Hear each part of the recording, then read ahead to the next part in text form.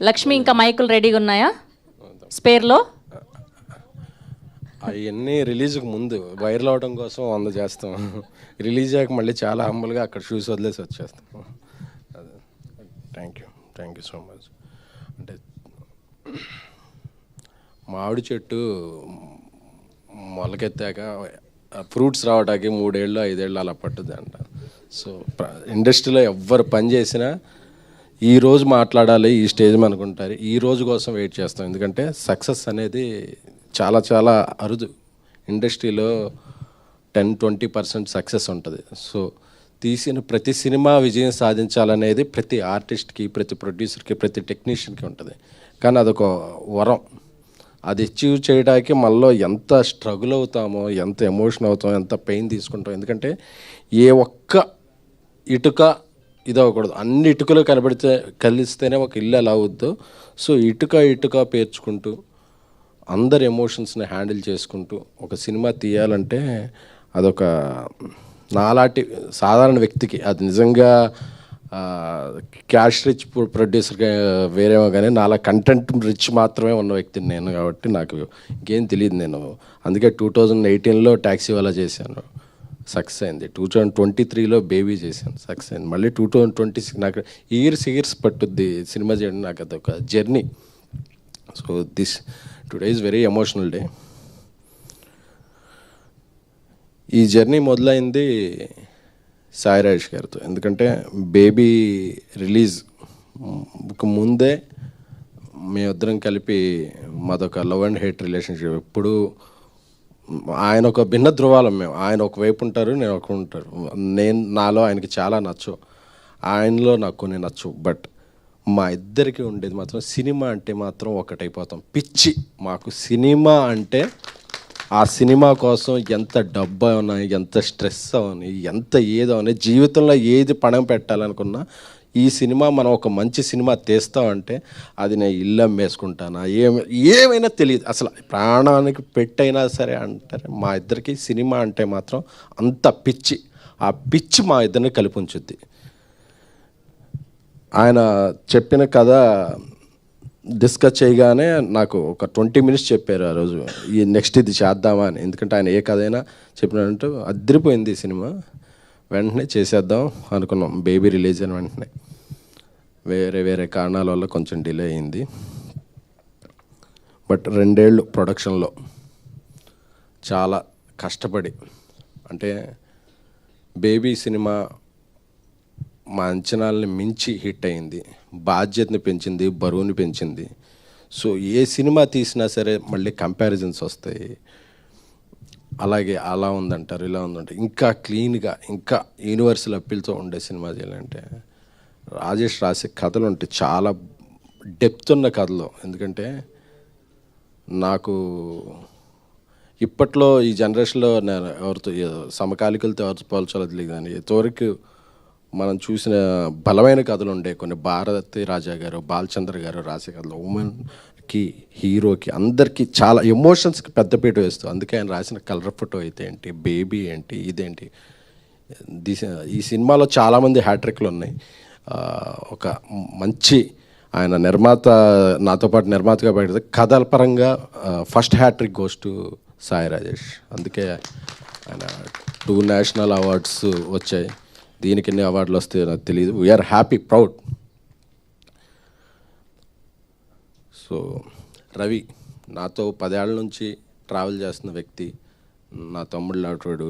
తమ్ముడే ఒక రంగా నా సినిమాలు. ఎందుకంటే నా సినిమా గురించి నేను ఏ సినిమా తీసినా నాకన్నా ఎక్కువ వరే అవుతుంటాడు. అన్న బాగుండాలి, అన్నకి సినిమా డబ్బులు వస్తాయా రావా అని చెప్పి. తను ఆ సినిమాలో రైటింగ్ హెల్ప్ కావాలంటే రైటింగ్, డైరెక్షన్ డిపార్ట్మెంట్, ఒక్కోసారి మేనేజర్గా కూడా తను వెళ్ళిపోతాడు. అంటే ఎక్కడెక్కడన్నా డబ్బులు మిగులుతాయి అన్న అంత వ్యక్తి.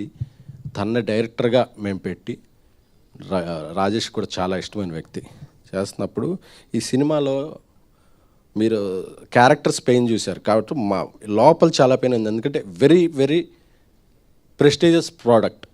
కిరణ్ గారికి 2 సక్సెస్ల తర్వాత ఉన్నారు, చెప్పగానే ఈ సినిమా మనం చేసేస్తున్నాం అని నమ్మి, ఏం ఆలోచించలేదు, నమ్మి ఎన్ని రోజులు కావాలంటే అన్ని రోజులు చేద్దాం, ఎలా కావాలంటే అంటే అందరి నమ్మకానికి ఇది ఇంత నమ్మకం ఉన్నప్పుడు స్టేక్ మీద, బ్రెయిన్ మీద స్టేక్ ఉండేది. ఇది పాకెట్ మీద స్టేక్ కాదు, బ్రెయిన్ మీద స్టేక్ ఉంది.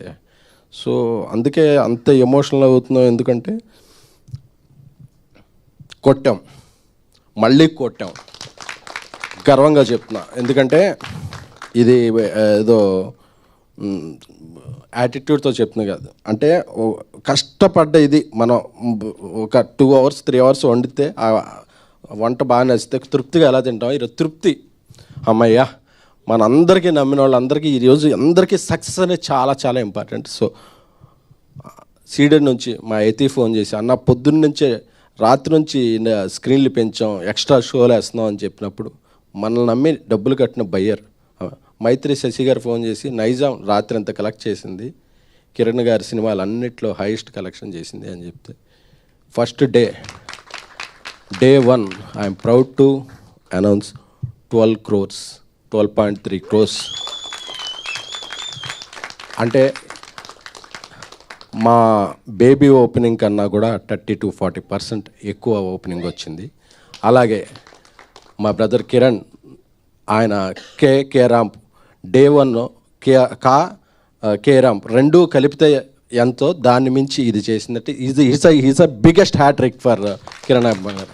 అంటే ఆయన నటుడిగా ఎలివేట్ అయ్యారు, బాక్స్ ఆఫీస్లో ఒక బ్యాంకబుల్ స్టార్గా ఎలివేట్ అయ్యారు. అందుకే ఆయన original star. This is your original bigger success in your career. అంటే నాకు, ఎందుకంటే నేను హీరోలను అభిమానించే వ్యక్తిని, అది ఏ హీరో అయినా సరే. నేను ట్యాక్సీ వాలా చేసిన రోజు అది day 1 break even. Very happy. Vijay Devarakonda గారితో, ఆనంద్ దేవరకొండ గారితో బేబీ చేసినప్పుడు ఆయన కెరీర్లో బిగ్గెస్ట్, కిరణ్ గారితో ఇప్పుడు చేస్తున్నప్పుడు ఈ కెరీర్లో బిగ్గెస్ట్ క్రాసర్గా నిలబోతుంది సినిమా. సో మనల్ని నమ్మి ఒక వ్యక్తి జర్నీ చేసినప్పుడు వాళ్ళకి మనం ఇచ్చే ప్రేమ, వాళ్ళకి పొగడతలో ఇదో కాదు, వాళ్ళకు మంచి నాన్ థియేటర్ల బిజినెస్ మనం నమ్మి చేయాలి. సినిమా మంచి బిజినెస్ పెంచాలి. వాళ్ళకి మనం చూపించే ప్రేమ అక్కడ ఉంటుంది. నాకు ఈ ప్రేమని, నా ప్రేమను మీ పట్ల ఎలా చూపించాలనుకున్నాను. ఎందుకంటే చాలామందిని చూసి అభిమానిస్తాం, ఆయనతో వర్క్ చేశాక ఆయన అభిమానిగా మారాను. ఎందుకంటే నాకు నాకు స్ట్రెస్ అయ్యేవాడి అన్నప్పుడు.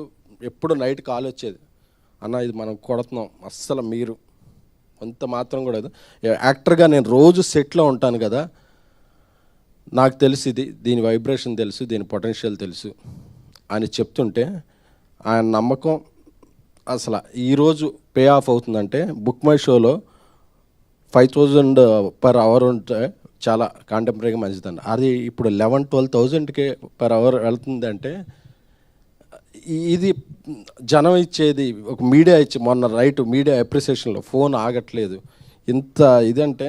సో అండ్ ఆ కల్ట్ క్లాసిక్ అని చాలామంది అడిగారు సోషల్ మీడియాలో, ఏంటి కల్ట్ క్లాసిక్ అంటే, అదేదో ఒక ఎలివేషన్ కాదు.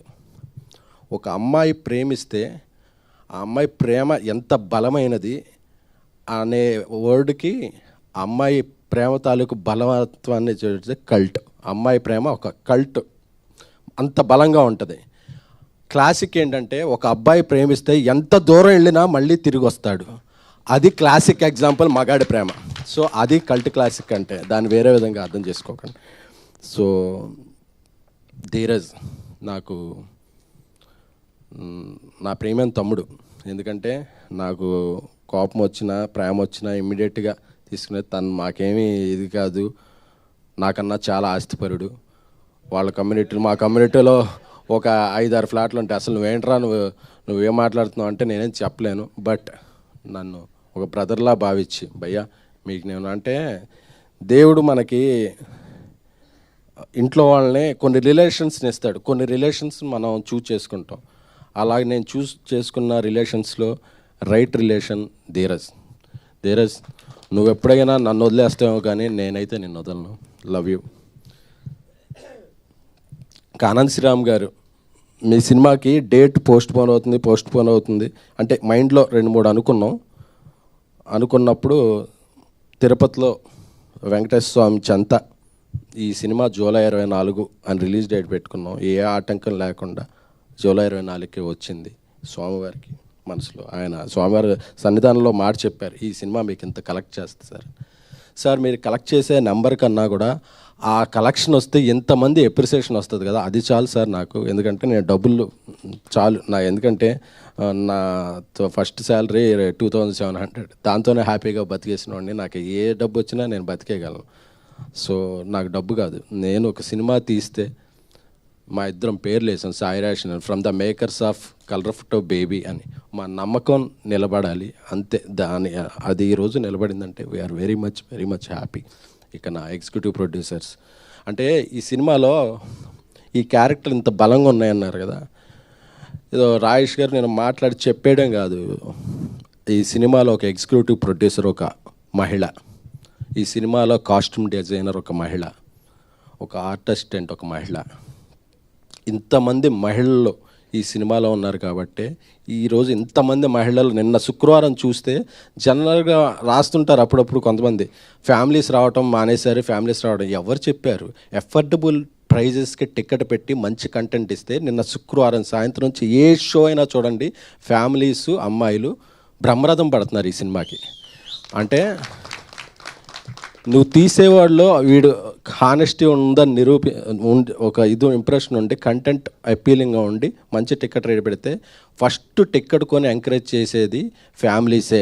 వాళ్ళు పాప్కార్న్ రేట్లు చూసి వెనక్కి వెళ్ళిపోవట్లా, మంచి కంటెంట్ ఇస్తే ముందుకు వస్తామని చెప్తున్నారు. అది ఎందుకంటే కొంతమంది వేరే ఓపెనర్స్ ఉంటారు, అది కాదు. మంచి కంటెంట్ ఇస్తే ఫ్యామిలీసు మహిళలు వచ్చి ఫస్ట్, ఎందుకంటే వాళ్ళ ఇంట్లో ఉండి ఒక ఎన్విరాన్మెంట్లో ఉంటారు కదా, ఒక మంచి సినిమా వస్తే ఒక బాయ్ ఫ్రెండ్తోనో ఒక అన్నతోనో తమ్ముడితోనో ఫ్యామిలీతోనో వెళ్ళి ఎంజాయ్ చేయాలనుకుంటారు. అలాంటి స్ట్రెస్ బస్టర్ ఇచ్చే సినిమా కావాలంటే చెన్నైలో స్టోరీ అలాంటి సినిమా మీ ఇంట్లో వాళ్ళతో వెళ్ళండి. ఎందుకంటే ఈ మధ్య సినిమాలు ఏంటంటే కొన్ని విడివిడిగా చూస్తున్నాం, మన ఫ్రెండ్స్తో వెళ్ళిపోతాం, మన ఇంట్లో వాళ్ళు ఇదండి కాదు. మళ్ళీ మీ ఫ్యామిలీ అందరూ కూడా వెళ్ళి ఎంజాయ్ చేసే టైం ఈ చెన్నై లవ్ స్టోరీ సినిమా. ఇక గౌరీ విషయానికి వస్తే మన తెలుగు అమ్మాయి, మా ఇద్దరు పరిచయంలో ఇంతకుముందు తన సినిమా డిస్ట్రిబ్యూషన్ చేశాను. అది చేసినప్పుడు చాలా మంచి కథలు చేయాలనిపిస్తుంది, నాకు మంచి కథలు చేయాలనిపిస్తే. తెలుగు అమ్మాయిలకి సినిమాలు ఎక్కువ రావు, ఇంకా మంచి కథలు ఎక్కువ వస్తాయి అని ఆ మాట నాకు ఎక్కడో ఉండిపోయింది. 1 year తర్వాత ఒక సినిమా చేస్తున్నప్పుడు కథ చెప్పగానే ఆ గంటలో అడ్వాన్స్ ఇచ్చేయండి ఇంటికి వెళ్ళిపోతానని చెప్పి తీసుకుని వెళ్ళిపోయి ఒకే గంటలో, అంటే మిగతా లాంగ్వేజ్ హీరోయిన్లకి చెప్పినప్పుడు వాళ్ళ మేనేజర్స్ వచ్చి ఎప్పుడు మేడం ఫ్లైట్ వేస్తే వచ్చి విని నేరేషన్ మళ్ళీ విన్నాక మళ్ళీ 2 days తర్వాత ఇలా ఉంటాయి. కాబట్టి ఆ అమ్మాయి నచ్చింది సార్, నాకు ఇంకోదో వేరే లాంగ్వేజ్ సినిమా ఉందో అది కూడా క్యాన్సిల్ చేసేసుకుంటున్నానని ఎంత బాగా యాక్ట్ చేసిందంటే అరుస్తున్నారు థియేటర్కి వెళితే, గౌరీ గౌరీ గౌరీ గౌరీ అని చెప్పి, నివి నివి నివి అని చెప్పి. ఎందుకంటే ఈ రోజు నుంచి గౌరీ పేరు కూడా మర్చిపోయి ఆడియన్స్ దృష్టిలో ఒక నివిగా ఉండిపోద్దేమో అనిపించింది. సో ఒక పెర్ఫార్మెన్స్ సినిమా ఏదన్నా చెయ్యాలి, ఒక మంచి యాక్టర్ కావాలంటే ఇక నుంచి తెలుగు ఇండస్ట్రీలో ఒక కేర్ ఆఫ్ అడ్రస్ గౌరీప్రియ. నా తమ్ముడు, ఎందుకంటే మేము ఎంత ఇదైపోయామంటే తమ్ముడు తమ్ముడు అని చెప్పి నా తమ్ముడులా చూసుకుంటాను. మా మధ్య అంత బలమైన స్నేహం ఉంది. నా తమ్ముడు, విషింగ్ యూ బెస్ట్, నువ్వు ఇంకా ఎన్నో మంచి సినిమాలు చేయాలి. మా సారథి గారు 50 years ఇండస్ట్రీకి వచ్చి 50 ఏళ్ళు ఇండస్ట్రీలోనే ఉండి ఆయన సేవల్ని అందిస్తూ ఆయన ఎంతోమంది దర్శకుల్ని, అంటే సహాయ దర్శకుడు అంటే ఎంతోమంది సహాయం చేసి ఎంతో దర్శకుల్ని పెద్ద డైరెక్టర్లని చేశాడు ఆయన. బట్ వాళ్ళందరికీ కూడా ఆయన హెల్ప్ఫుల్గా ఉండేవాడు. ఆయన కొన్ని సినిమాలు డైరెక్ట్ చేశాడు, అయినా సరే ఆయన కో డైరెక్టర్ అనే దీన్ని చాలా బరువుగా బాధ్యతగా మోస్తూ ఇలా ఉంటాడు ఆయన లేకపోతే మేము ఏ సినిమా రిలీజ్ డేట్కి, ఎందుకంటే మేము ఫస్ట్ ఏదైనా రిలీజ్ డేట్ వేస్తే ఫస్ట్ ఆయన అడిగేస్తాం, సార్ కాపీ వస్తుందా, రాదండి ఆ డేట్కి అన్నారంటే మేము వెళ్ళాం, మీరు చేస్తాం మీరు చేయండి అని చెప్పాడు. ఎందుకంటే మమ్మల్ని అందరినీ తిట్టగలిగిన వ్యక్తి, ఆ గౌరవం ఆ ఉన్న వ్యక్తి ఎవరు ఉన్నట్టు కమాండ్ ఉన్న వ్యక్తి Sarathi garu. Thank you so much. ఈ సినిమాకి అద్భుతమైన ఫోటోగ్రఫీ అందించారు Daniel garu. Sir we're very lucky to have you. మా మణిశర్మ గారు, మెలోడీ బ్రహ్మ మణిశర్మ గారు మా సినిమాకి ప్రాణం పోసారు ఆయన పాటలతోనూ దీంతో. బీజిఎంతోను. సో అందరికీ పేరు పేరున ఈ జర్నీలో నా స్ట్రెస్ని, నా ఎమోషన్స్ని తట్టుకున్న నా టీంకి అందరికీ కూడా, నిఖిల్ గారికి, మా సిస్టర్ లాగా విశాల గారికి, మా నానికి, పిఆర్ టీం, డిజిటల్ టీం ఇప్పుడు మెన్షన్ చేయట్లేదు, ఎందుకంటే ఇది success meet, fast starting success meet. ఎందుకంటే మార్నింగ్ వచ్చిన కలెక్షన్ చూస్తుంటే డే 1 కన్నా డబుల్ రేట్లు ఉన్నాయి. సో ఇది ఒక 10 రోజులు 15 రోజులు ఊపేస్తుంది. సో చాలా మీట్లు జరుగుతాయి కాబట్టి వాళ్ళ లాస్ట్లో స్టేజ్ మీద పిలిచి తగు విధంగా సత్కరించుకుంటాను. సో రవి, నీకు ఒక మంచి ఫోన్ కొన్నాను, కార్లో ఉంది, ఇస్తాను. ఎందుకంటే నీ స్ట్రెస్ అంతా ఫోన్స్ మీద చూపించావు అని తెలిసింది. లోన్స్ ఉంటే స్ట్రెస్ అవ్వాలి కానీ ఫోన్స్ మీద ఎందుకు stress. Thank you so much. అలాగే మా ఈవెంట్లు అన్నిటికీ కూడా మా ఇంట్లో మనిషిలా వచ్చి అసలు డబ్బులతో సంబంధం లేకుండా మమ్మల్ని ఎంకరేజ్ చేసే మా శ్రావంతి గారికి థ్యాంక్ యూ. సో అందరికీ చెప్పాను, అలా అసలు మన డబ్బుల రేషన్ కాదు, అంతే, మంచిగా భోజనమే. సో మీడియా ఈ సక్సెస్ ఏదైనా సాధించానంటే అది నాది కాదు, అది మీది. ఎందుకంటే రోజు మీతో అక్కడ కూర్చుని కవర్ చేసే వ్యక్తిని నేను. ఇక్కడ ఉన్నానంటే నేను ఏ సక్సెస్ సాధించినా అది మీ అందరికీ చెందిందే తప్ప అది నాది కాదు. ఎందుకంటే మీ అందరితో కూడా నేను ఆఫీస్లోకి వెళ్తే నేను ఆఫీస్ లేట్ అయితే నా స్క్రిప్ట్ రవిచంద్ర గారు రాసి విజువల్స్ ఇంజెస్ట్ చేసేవాళ్ళు. సో అలా మీ అందరి సహాయ సహకారాలు, ఎందుకంటే ఏ ఒక వ్యక్తిగా ఎదిగిపోడు. ఒకడు ఎదిగాడు అంటే టీం, ఒకడు కెప్టెన్ ఇలాగా కప్పు తీసుకున్నాడంటే దాని వెనకాల 11 మంది ప్లేయర్ల కష్టం ఉంటుంది. సో నా వెనకాల ఇంతమంది ప్లేయర్ల కష్టం ఉంది. సో అలాగే నన్ను నమ్మిన, ఎప్పుడూ నా వెన్నుంటే మారుతి గారికి కూడా నేను హృదయపూర్వక కృతజ్ఞతలు చెప్తున్నాను. అలాగే ఇంకా బలంగా చెప్పుకోవాల్సింది మైత్రి మూవీ మేకర్స్ నవీన్ గారు, రవి గారు. సో ఈ సినిమాకి నాకెంత హెల్ప్ఫుల్గా ఉన్నారనేది నాకు తెలుసు. మరొక పెద్ద ఫంక్షన్లో వాళ్ళిద్దరి సమక్షంలో వాళ్ళ గురించి చెప్తాను. So I'm very very very happy. Thank you all. And last but not least Kiran గారు. So we're very very happy. మీ గురించి సగమే చెప్పాను, ఎందుకంటే సగం నెక్స్ట్ అంటే అన్నీ ఒకేసారి చెప్పేస్తే మళ్ళీ రిపీట్ వస్తాయని కొన్ని బుల్లెట్ పాయింట్స్ ఈరోజు చెప్పాను. కొన్ని నెక్స్ట్ సక్సెస్ ఒక పెద్ద ఫంక్షన్ చేద్దాం అనుకుంటున్నాను, దానికి దాచాను.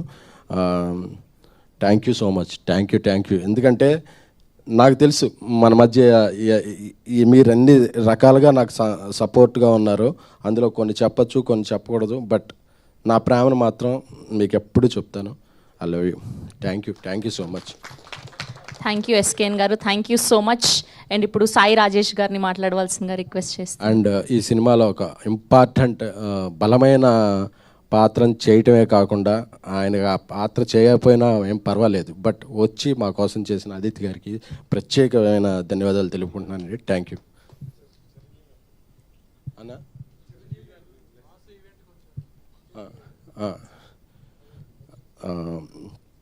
అలాగే ఈ సినిమాకి మా ముందు రోజు అనతి కాలంలో కొద్ది గ్యాప్ ఉన్నా సరే మేము వెళ్ళి అడగగానే నేను సాయిరేష్ వచ్చి మాకు బ్లెస్సింగ్స్ ఇచ్చిన మా మెగాస్టార్ చిరంజీవి గారికి ఎప్పుడూ కూడా రుణపడి ఉంటాను.